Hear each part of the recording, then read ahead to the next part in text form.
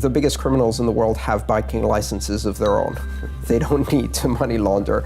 They own HSBC and that money launders for them. Keep in mind, this isn't a matter of evil people doing evil things. This is a matter of systemic corruption. And know your government. Guess what? They're funding the war criminals. They're funding the terrorists. They're paying the arms dealers. And they're doing it using the banking system that they're supposedly doing oversight on. There will always be criminal activity. That's part of society. Changing the way money works only ends up punishing the innocent.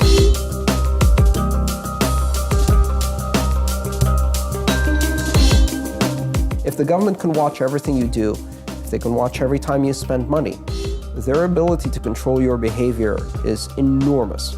And it will put people at the mercy of a system in which, at a flick of a binary switch, you can become a non-person. Went to the wrong website, attended the wrong protests, associated with the wrong political party, expressed support for the wrong idea, off. You no longer exist.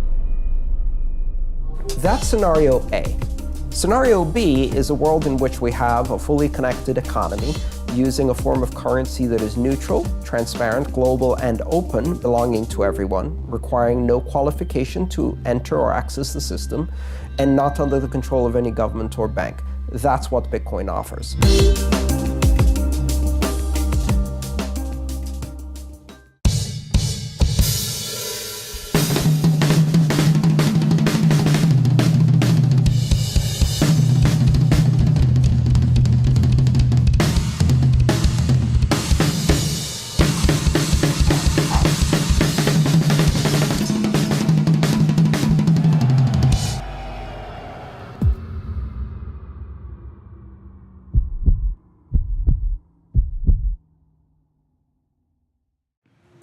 This week on the show, we have Andreas Antonopoulos, one of the most well-respected figures in the world when it comes to Bitcoin and cryptocurrencies. He spends 365 days a year traveling the world, talking about this technology. He's been on the Joe Rogan Experience 4 different times. It was great welcoming him back into the studios. And I love Andreas because he's so passionate about this technology and he's so selfless. He could be the CEO of some company when it comes to this type of money, but instead, he goes around and just educates the people, and his passion, it's palpable, and he is the best person when it comes to actually explaining how this technology is gonna implicate you and me as humans in the next 20 years. And again, this is not just about money. This is about how we actually communicate with each other as human beings. And he believes the idea of a sovereign currency, whether it be dollars or pound or yen or euros, it's gonna soon be a thing of the past the way that sovereign airlines used to be a thing of the past. And then someday we're actually gonna have these currencies like Bitcoin and other things where we can have our own privacy when it comes to our commerce. And this is a really important point here. A lot of people are very protective of their privacy online, but when it comes to their privacy of their spending habits, they seem to trust these things to the credit card companies and the banks, when in fact this is the most important information about you. And we can protect that information by adopting cryptocurrencies and Bitcoin sooner than later. And let's be honest, money is one of the ways we actually communicate with each other as humans. We value people based on the transactions and the commerce that we make. And so it's really an essential human right, having our privacy and freedom to spend as we wish. And Andreas talks about this. We got really personable about what it's like to be him, the struggles that he has as a human being, what it's like to really be living out of a suitcase, and how he finds it very free to get rid of all the things in his life. You know, you don't need things, you don't need an apartment and a flat to really feel whole. And in a way, by getting rid of that stuff, you actually get closer to the human experience. So I know you're gonna enjoy this episode very much. The live episode was watched by thousands of people around the world. And so sit back and enjoy what we have to tell you about Andreas. And if you want to watch more episodes just like this, they're all available for free inside the London Real Academy. You can go to londonreal.tv, and also inside, I have a team of people that are going through our Life Accelerator program. We are accelerating their lives in 6 weeks. and I am teaching them everything I've learned from the last 5 years of the greatest minds coming to London Real Studios. And we are upgrading everything about their lives, their mindfulness, their diets, their movement practices, their mindset, their relationships, and we're giving them a plan for 2017 to crush their year. So that's happening inside. Come on in, say hi, and take a look. And now I leave you with the king of Bitcoin, Mr. Andreas Antonopoulos.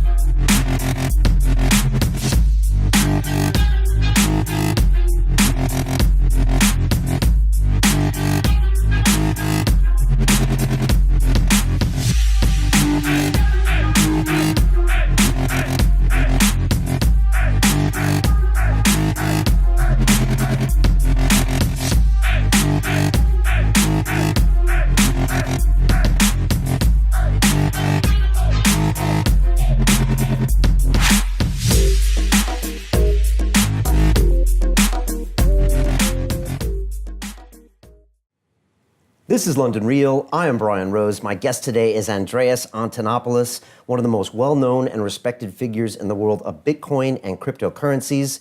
You travel the world 365 days per year, proselytizing the benefits of the blockchain, and have appeared no less than 4 times on the Joe Rogan Experience. Your latest book, The Internet of Money, explains in detail why Bitcoin matters. Andreas, welcome back to London Real. Thank you so much for having me. I had so much fun last time, I had to come back. Love having you here. Our audience loves you. I think the internet loves you for a good reason, because you're spreading a valuable message.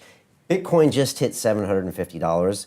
My British pound is dropping in value, going in the toilet. What should I do? What is going on with the world?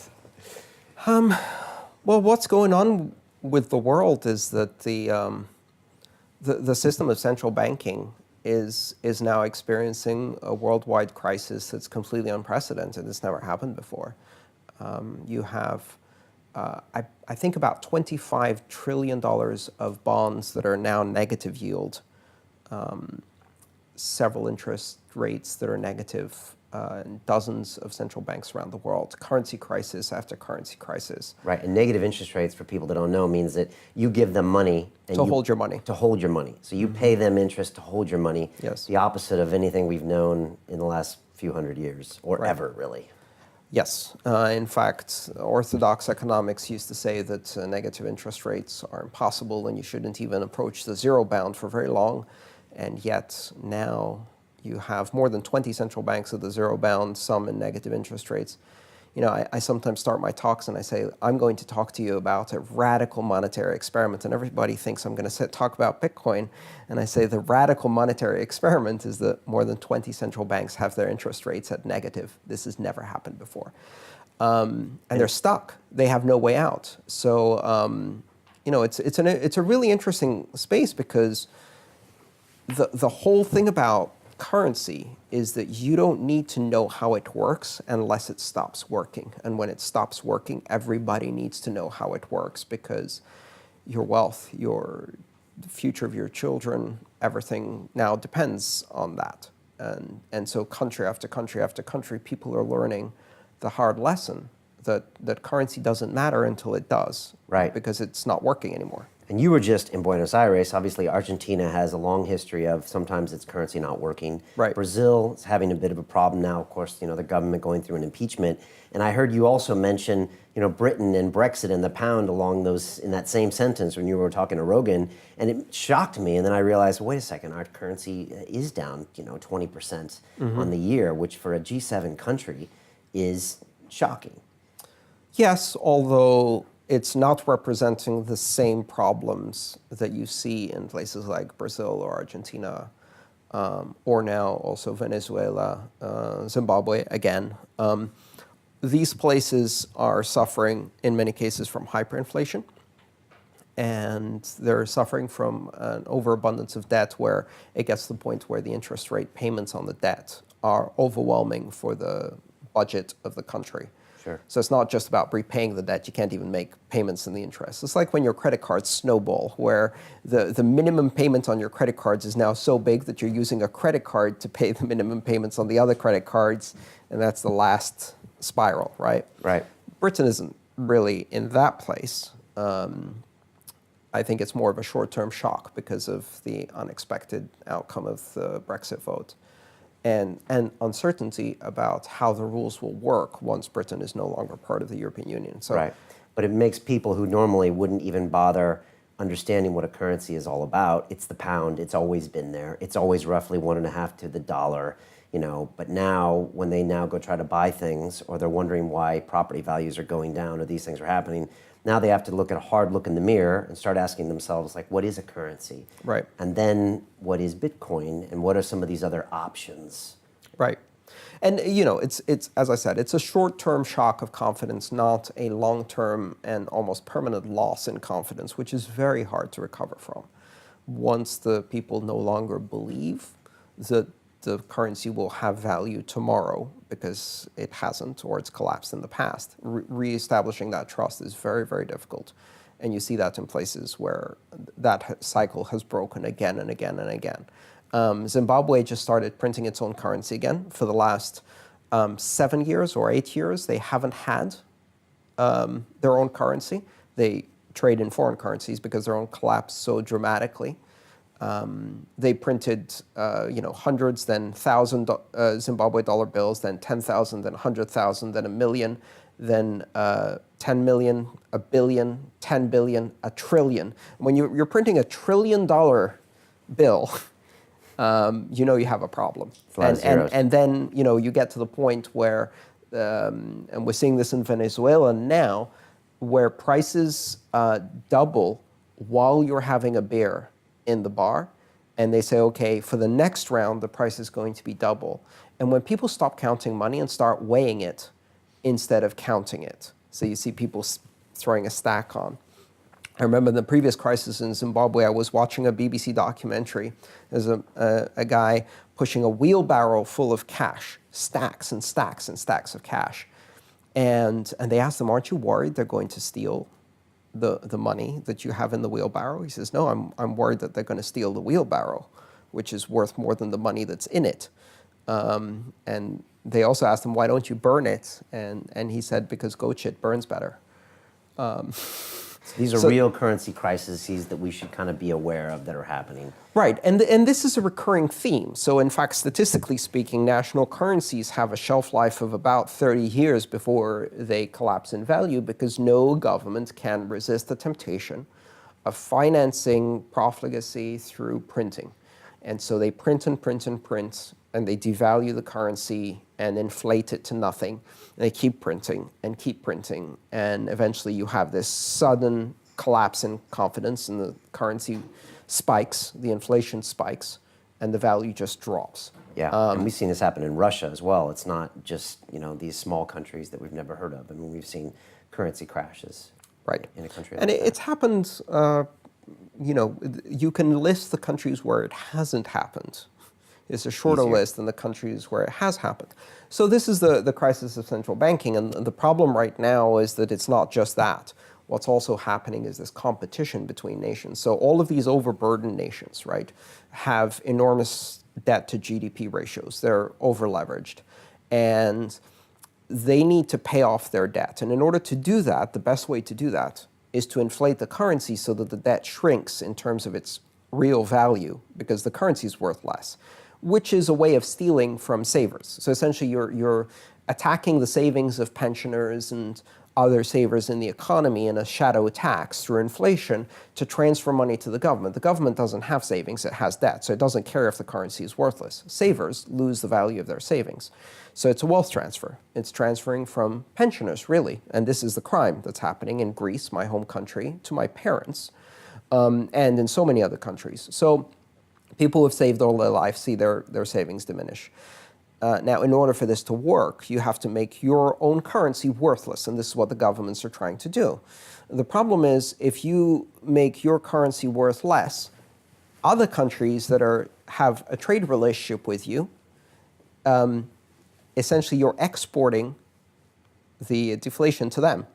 And so they go, oh dear, that's not good for us. Let's make our currency worth less than the other countries. So they start inflating it down. And then you get into this race to the bottom, right? So dollar, yuan, dollar, yuan, dollar, yuan. And they've been trying to do this. Now the dollar is surging, which is the opposite of what the government wants. Okay. You mentioned Greece, and I think each time, you get asked a lot because you have a Greek background. What is the situation there as far as their currency, and where do you see ideas where a cryptocurrency might help or not help in a country like that? It's a humanitarian disaster, is where it is. It's worse this year than it was last year, and it will be worse next year. And it hasn't been solved. It hasn't, 98% of the money that was sent to Greece turned around immediately and went to fund Deutsche Bank and the French banks. So the bailout for Greece was really a bailout for the German and French banks because they could not be allowed to fail. And the situation in Greece is dire, and it's continuing to be dire. There's a lost generation, 18 to 24-year-olds who face 60 to 75% unemployment. Their generation is doomed, really. They have no prospects.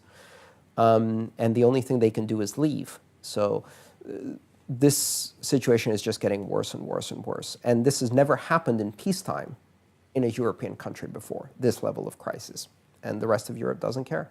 Wow, it's going to be really fascinating to see how that plays out and how it reverberates across Europe.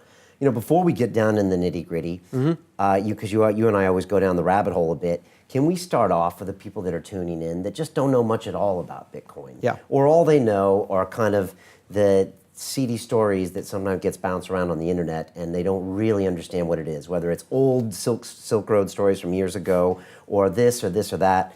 For people that maybe are hearing this for the first time, how do you explain Bitcoin?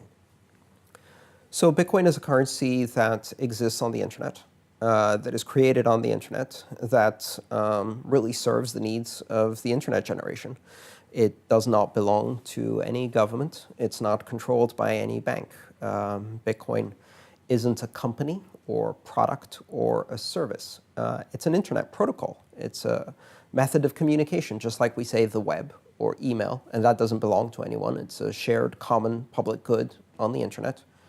Bitcoin is a digital currency and payment system that is a shared good, and it is controlled collectively by the participants in the network. And creating a currency that does not belong to a nation seems weird at first. But then again, we used to have airlines that only existed for one nation and had the flag on the tail, right? Flag carriers, they call them. And phone companies that were monopolies in one nation and had the flag on them. And now that seems absurd. And I think within 20 years, the idea of national currencies as the only option will seem absurd. What Bitcoin is a completely global and open system of money that anyone can participate in without asking permission, without registering for an account or showing ID. All they need to do is download an app. Just like if you want to participate on the web, all you need to do is download a browser. If you want to participate in Bitcoin, all you need to do is download the Bitcoin wallet. And the moment you do so without registering with anyone or creating an account, you can send and receive Bitcoin. And why would you send or receive Bitcoin? Well, for many people who live in Western advanced nations who have debit cards and tap to pay, and it's not really necessary. But in a broader sense, we live in a world that is very fragmented, where money faces borders, very hard borders, strict lines of demarcation between countries and currencies. And you have these national currencies that are badly managed by governments and banks in countries where there is very little difference between a government, a bank, and an organized crime syndicate. All three are the same. The governments are organized crime syndicates. Zimbabwe, the banks, maybe, case in point. And dozens of countries are like that. Right. And so what happens when they have a crisis is they take the entire population hostage with them. They shut down the borders. They create currency controls. You can't withdraw money from the ATMs. You can't exchange money for another currency. You go with the ship and sink down with it. And what's interesting is that Bitcoin is one of those things that actually offers a safe haven in that particular situation. But it also allows people who have never had a bank account to connect to a global financial system simply by downloading an application on a very, very simple smartphone or even using text messaging. And there's more than 4 billion people who are in that situation. So the vast majority of the human population have not no banking, but very limited banking facilities, single currency with strict conditions on what they can import and export. And Bitcoin bypasses all of that. It gives everybody a currency that is open and global. And so that creates some very interesting conditions in the world. It allows us to create a kind of unified financial system that exists outside of the mandates of government, that is completely private and is very empowering for individuals. And it scares the hell out of governments and banks.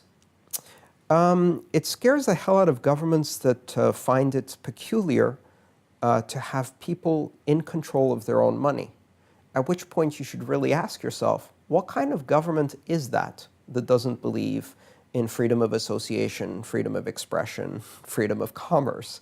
That's more of an indictment of that kind of government than it is of Bitcoin. If your government is afraid of Bitcoin, you should ask yourself, what kind of government do I have?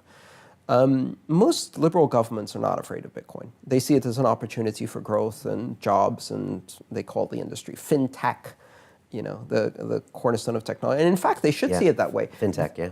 This is one of the things that can compete with banks. And banks really need competition, right? They're way too comfortable with their power and established systems, right?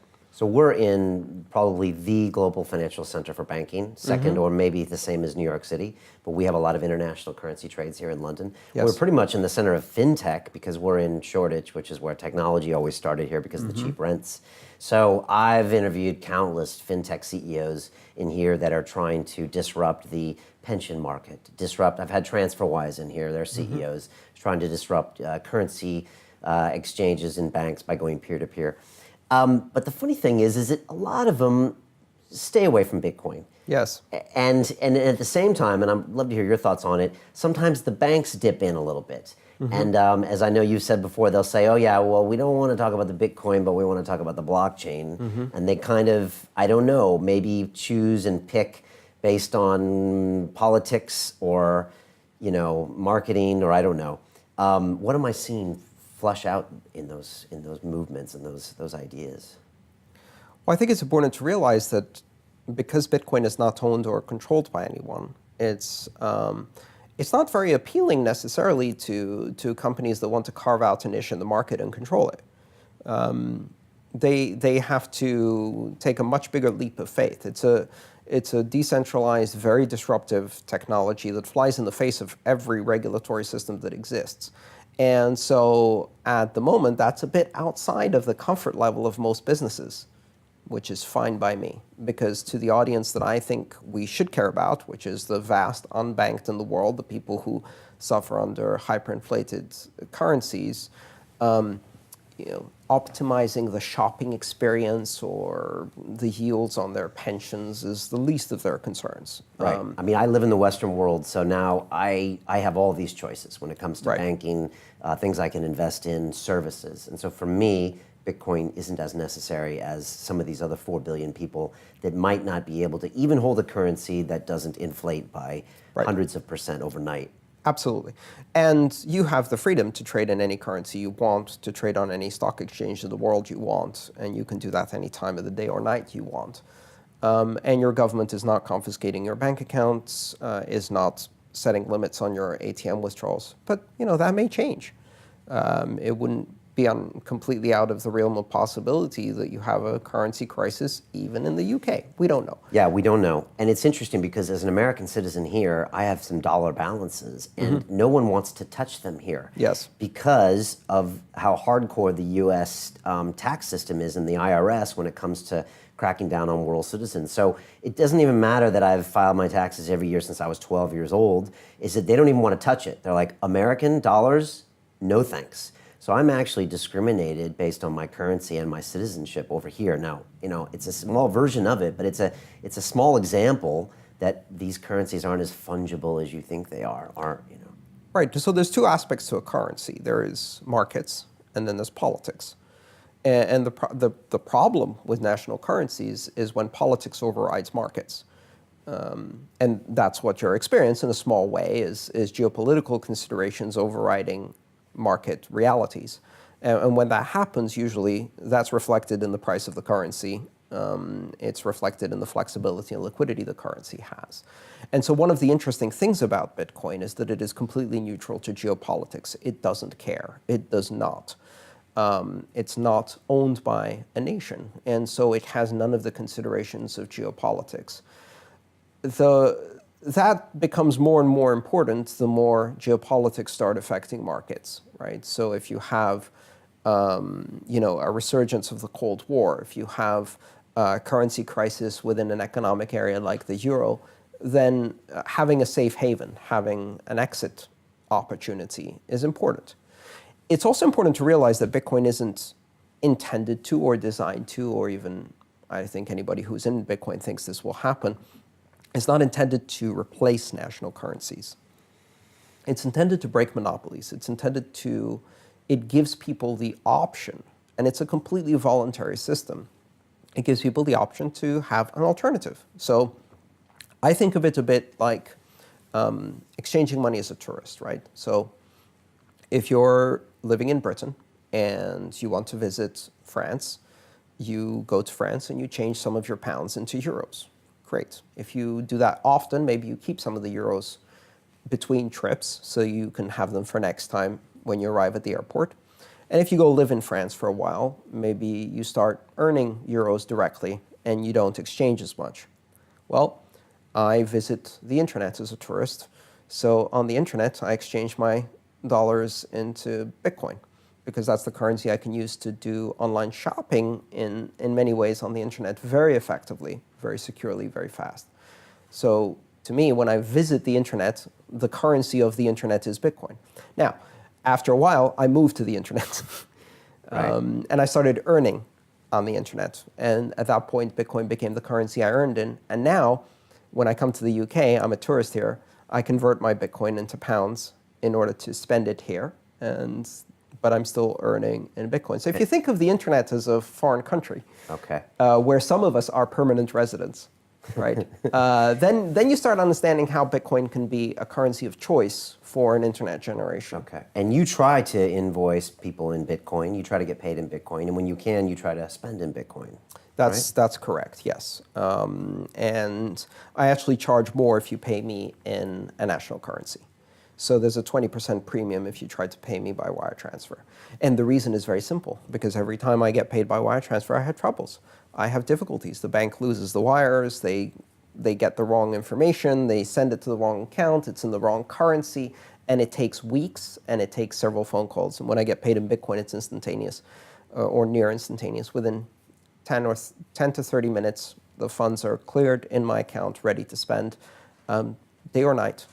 24/7, 365. Right. And that's astonishing, the fact that I can invoice someone and it can be the middle of the night on Saturday there, and they can pay me in 15 minutes, done. So because of that experience, I started charging a premium. At first I said 10%, and they found it easier to pay me the extra 10% instead of paying me in Bitcoin. So I'm like, that won't do, so I raised it.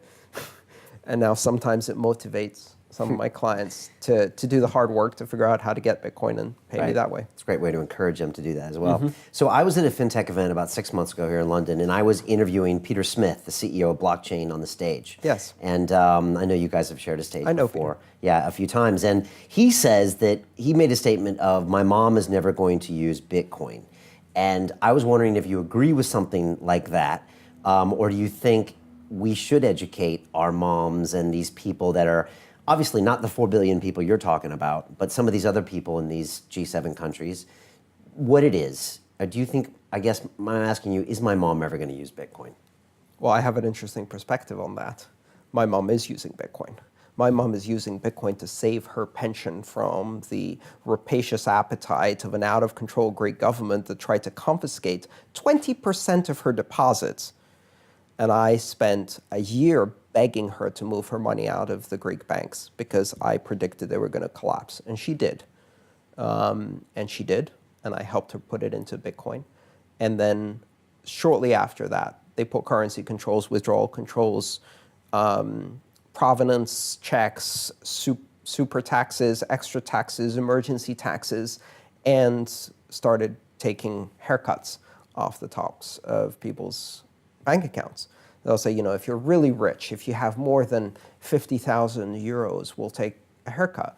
Well, my mom has her retirement in cash because the only retirement she has is from selling her parents' property.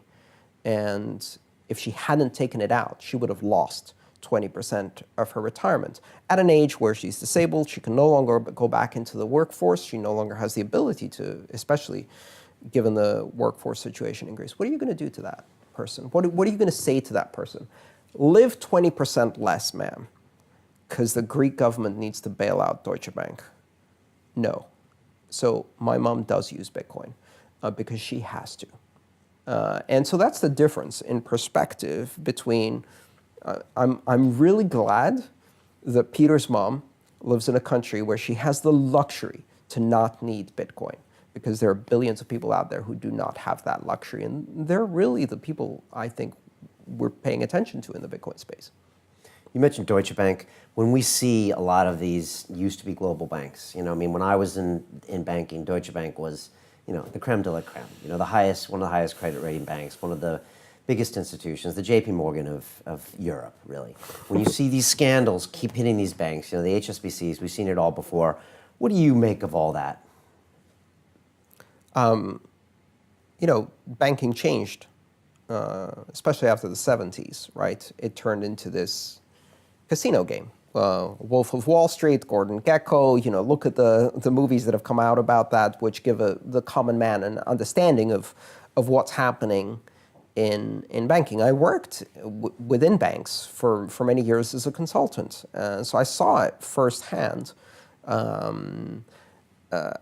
Arrogance, narcissism, sociopathy, complete disregard for the rules, complete disregard for common decency.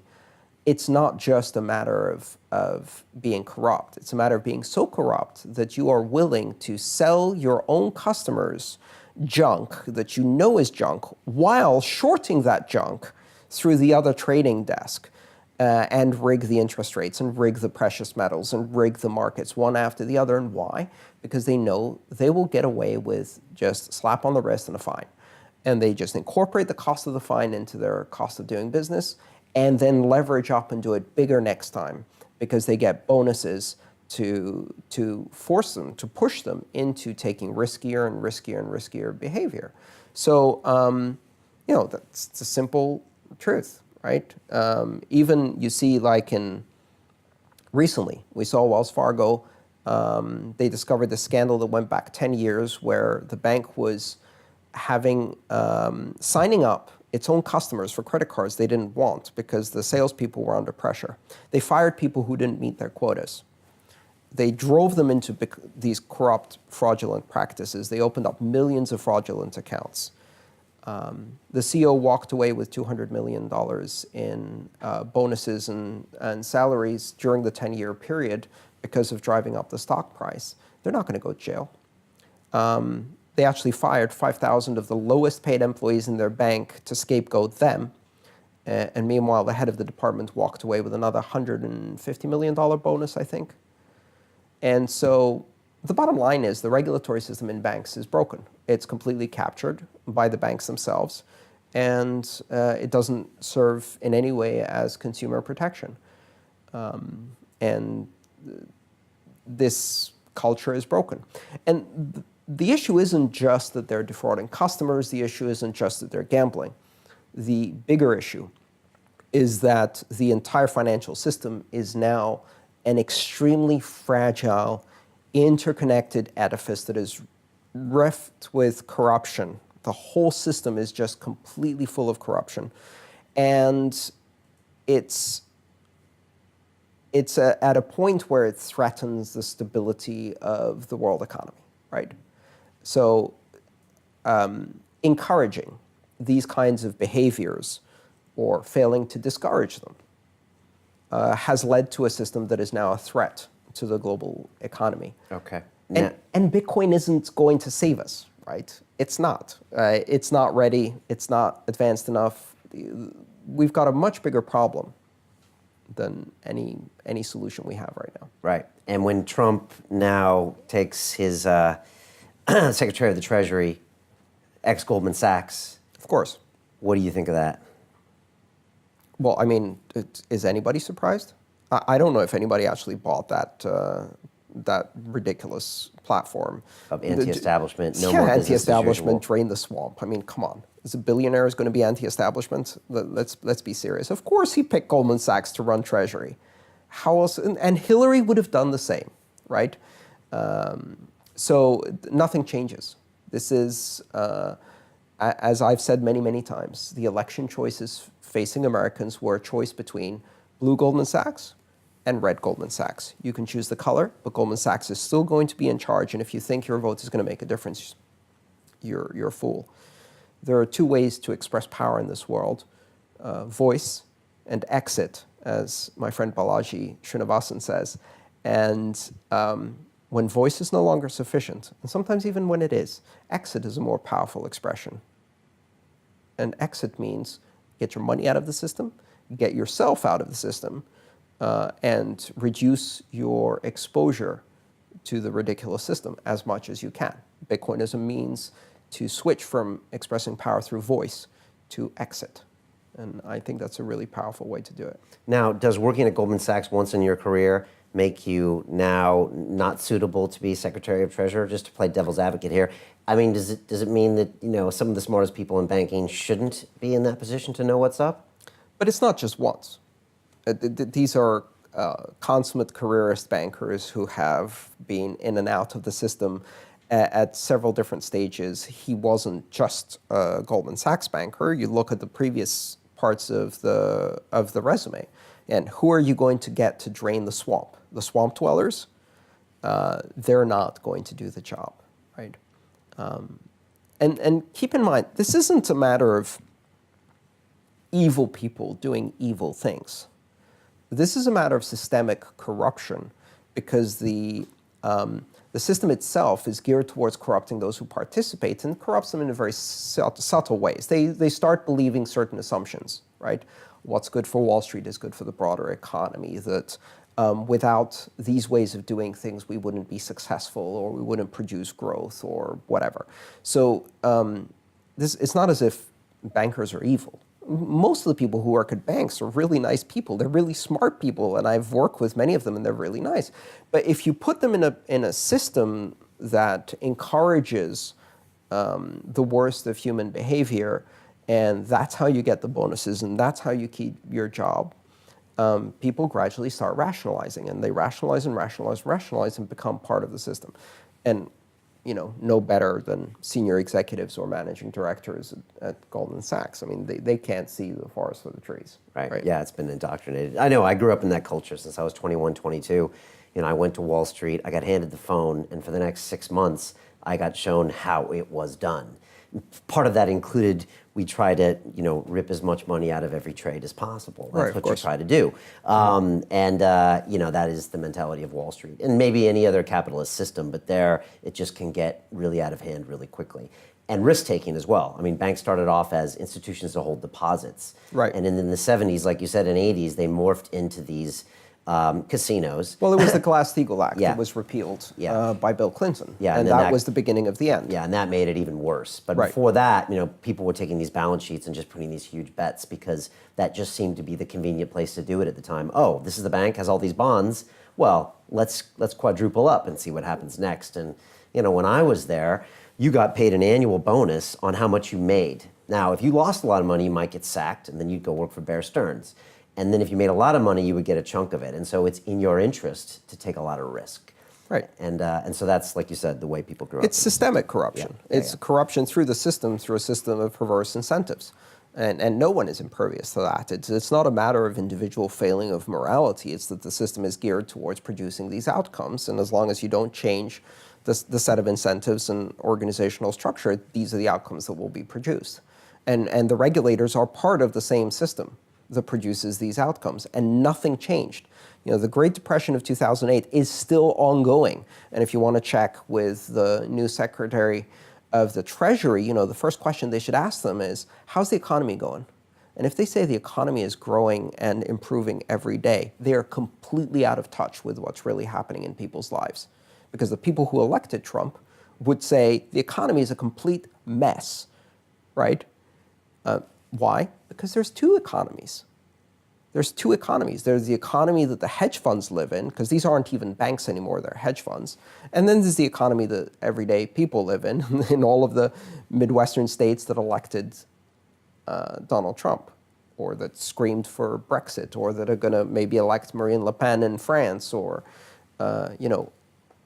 these are people who are still suffering 8 years later with enormous increases. They look at the papers, and the papers say, we have no inflation. The inflation rate is low. Really? If you exclude food, energy, and healthcare, and the cost of rent. Are you kidding me?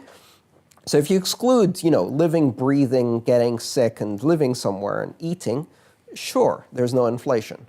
But real people, that's 80% of their paycheck, and that's been increasing at double digits. So, this discrepancy between this bubble that the hedge funds live in and the real world is enormous. Let's talk about Bitcoin and just finish that up. The history of Bitcoin, I think, is important to know kind of where we are now, because we can learn a little bit about it. Walk us through a brief history of Bitcoin. I think it's at $750 today. It's had a nice run this year. Tell us why that matters. And second of all, I want to quote you one time. I think you said this at a Wired Money conference maybe this year or last year, where you said, Bitcoin, it's not slow jazz, it's punk rock, deal with it. As in, it's something that is, I guess, maybe emerging and new, that we're not as familiar, or maybe you can explain exactly what you meant by that. Well, that was a reference to the banks that are trying to sort of smooth the rough edges off Bitcoin and repackage it as the blockchain. So, Bitcoin is open, borderless, neutral, censorship-resistant, international money that is not subject to banks and governments. And what the banks want is they take one component of that, which is the blockchain technology, and they say, great, can we take this and turn it into a system that is not open, not borderless, not global, not neutral, not censorship-resistant, and completely controlled by banks? No, you can't. And what you want to do is bring in the creative. It's like when they try to do innovation, right? They bring in the creative genius and they say, we love your ideas. We love how independent and creative you are. Now, cut off the ponytail, shave, take off the leather jacket, put on a suit, sit in front of our board, and compromise until you're an empty shell. and then they ask, why is innovation failing within our company? Why? Because you kill it the moment it walks through the door. And this is the same thing with Bitcoin. They want Bitcoin for all of the things, except for all of the things that it is, right? They want blockchain as long as it doesn't do any of the things that the Bitcoin blockchain does, which is empower individuals to get free of the control of banks. And so it's ironic. And that was the essence of my message. Now, in terms of the price and the history of Bitcoin, I think it's really important to not focus on the price itself. The price is important in that it determines the amount of liquidity, the amount of economic activity and investment. Sure, absolutely. And I see a very clear correlation. Every time the price goes up, I sell books, I sell conference engagements, I get more hits on YouTube, all my metrics go up, right? So in some ways, I get kind of whiplashed back and forth because of the price. But the really interesting history of Bitcoin is in the development of the technology. As a technology, Bitcoin has been going through this growth phase very similar to where the internet was in the early 90s. So the core technology maturing, getting more and more robust, getting more and more secure, every attack strengthening the system, recovering from attacks and then getting stronger and more immune to the next attack, and that cycle repeating over 8 years. Something astonishing is happening here. You have a global currency that is not only worth $12 billion in total market now, but has been creating economic activity every 10 minutes, which is the heartbeat of Bitcoin, the blockchain. Every 10 minutes, it has been beating for 8 years nonstop, has not gone down ever in 8 years, has not been stopped in 8 years, and just continues this relentless beat forward. At the same time, the technology itself is evolving so fast. There was recently a developer conference in Milan, and the number of just groundbreaking, disruptive, revolutionary ideas that were presented for the first time. These won't actually reach the end users of Bitcoin for about 2 years. We're now seeing the things that were invented in 2014 are just now hitting the market. Okay. And the new stuff is impressive. And it's every 3 months, I am just blown away by some idea that is completely out of this world. Now we're seeing some of the scalability, the early scalability issues being addressed. So if you think of Bitcoin as a network technology, right? It's in a process of permanently failing to scale, just like the internet. So the internet was not quite fast enough to do everybody's email, and then it was. And as soon as it was, people started sending attachments to each other, and then it was like, oh, groaning under the pressure. It can't do all of the attachments, then it can, so people start doing phone calls over the internet, and then it starts groaning again. And this process of constantly failing, because as soon as there's more capacity, people say, oh, wow, hey, now we can do HD video. We couldn't do HD video before. Now we can do 3D video. Now we can do 3D HD holographic video, whatever. There's always a new application. And so the applications always expand to fill the available capacity. And then it starts groaning again for a while, and people optimize it and improve it. Okay. And expand the scale. Bitcoin has been going through that same growth process. Continue watching this fascinating conversation for free by clicking on the link below to visit our website, and I'll see you on the inside. Sinclair Lewis wrote a fantastic book called It Can't Happen Here, about the rise of fascism in developed countries. We're now seeing it all across Europe and, in my opinion, in the United States. That is a potent lesson for people. These are the tools of government. And when you give these tools to government, you have to assume what happens if you have a bad election. We just had one in the US, in my opinion. In fact, either way, the outcome would have put the hands and tools of government in the hands of an authoritarian leader. Trump, Clinton, same thing. And now we have an authoritarian leader who has drone power, torture power, surveillance power. What happens if you have a similar bad election in the UK, where the surveillance powers are 10 times stronger? What happens when France goes down that road? It'll be ironic if in the 21st century, Germany saves the rest of the world from fascism.